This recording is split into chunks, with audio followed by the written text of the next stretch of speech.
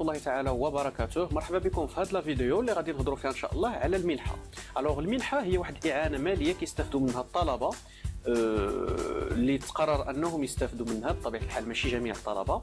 هذه المنحه هذه كتقسم على 3 ديال الدفعات طيله السنه الجامعيه. كاين فيها جوج الانواع. كاين المنحه ما يسمى منحه كامله اللي كتعطى الطلبه يعني اللي كيسكنوا اولياء الامور ديالهم ولا كانوا كيسكنوا دوك الطلبه يعني خارج المجال الحضري للمدينه اللي كيقراو فيها.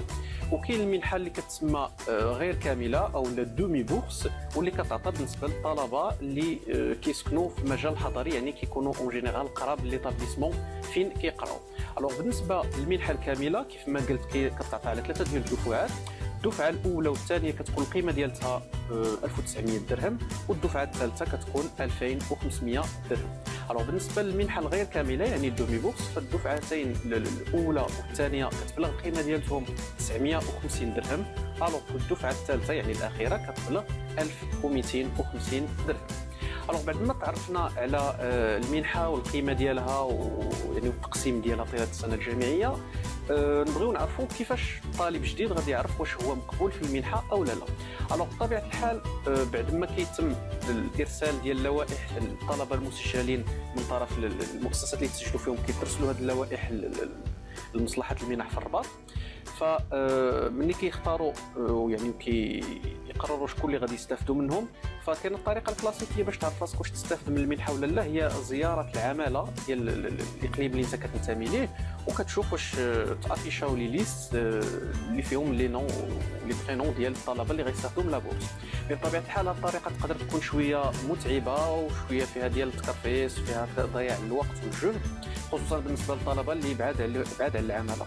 داكشي علاش كاينه طريقه افضل واللي هي زياره الموقع الرسمي لوزاره التعليم العالي اللي كتوفر لنا خدمه من اجل الاطلاع على الوضعيه الخاصه بالمنحه بالنسبه للطلبه الجامعيين اللي كيقراو في مؤسسات التعليم العالي.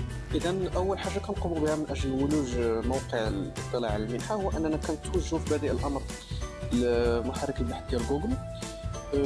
كنكتبوا كونسلطاسيون دي بورس كونسلطاسيون de bourse, voilà. Donc on fait entrer. هاد لو بروميي تيتر اللي كيعطيني هنايا هاد اللين الاول هو اللي كنخدموا به. دونك راه الموقع ديال وزاره التعليم العالي lc.gov.ma/fr/consultation télé6 bourse هو هذا. دونك اون كليك دوسي فوالا. دونك هاد البلاتفورم هذه هي اللي كتمكننا من اننا نطالعوا على وضعيه ليتيديون في المنحه ديالو. دونك اول حاجه كنديرها كنجي لهنايا يعني الامور بسيطه بزاف. كنجي لهنايا كيقول لك فيو شوازيغ ان سيت يعني اختار انت السيت ديالك. بيان سور السيت الاول نتوما اللي غديروا. كاين السيت الثاني ديال الماستر ديال الدكتوراه. بيان سور نتوما اون طونك نوفوز ايتيديون غديروا بروميير و دوزيام سيت. فوالا هاد الاولى. ابري كدير لو سي ان او ديالك. سي ان او هو الرقم الوطني او لا الرمز ديال المسار على حسب شنو عندكم. كاين من 2015 لتحت كاين الرقم الوطني من 2015 للفوق كاين رمز مسار. دونك هنايا كنديروا لو كود ديالكم انسيري اي اون في ريشيرشي. Alors voilà, une fois l'établissement اللي كتقراو فيه سواء كان فاكولتي ولا ايكول سوبيريور ولا انستيتيو ولا ليبر ايكول، اون فوا هذوك ليتابليسمون كيصيفطوا لي ليست ديال الطلبه اللي عاد تسجلوا الطلبه الجدد كيصيفطوهم للناس ديال المكلفين بالمنحه في الرباط.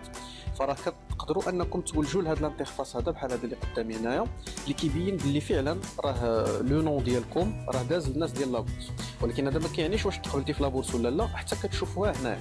دونك بيان سور هذا واحد الكونت اللي قديم يعني فايت ديال العام فايت. مي بون نتوما ملي غادي ترسل الاسم ديالكم وغادي تدخلوا لهذا السيت وتعطاكم لاكسي لهنايا غادي يكتبوا لكم هنايا اما بورس اكوردي او لا بورسيي يعني راه تعطاتك المنحه يعني تقبلتي انك تشد المنحه، او لا كيكتبوا لك انك نون بورسيي ولا بورس نون اكوردي. يعني شنو؟ يعني ما تقبلش الطلب ديالك في المنحه يعني ما غاديش تستافد منه. سي بون. بيان سور هنا نبغيكم تردوا البال مزيان سورتو الصحاب اللي غادي يديروا تغيير الشعبه او لا ترونسفير. ردوا البال لهذه المساله لان الاغلبيه كتمشي لابورس غير بسبب هادشي.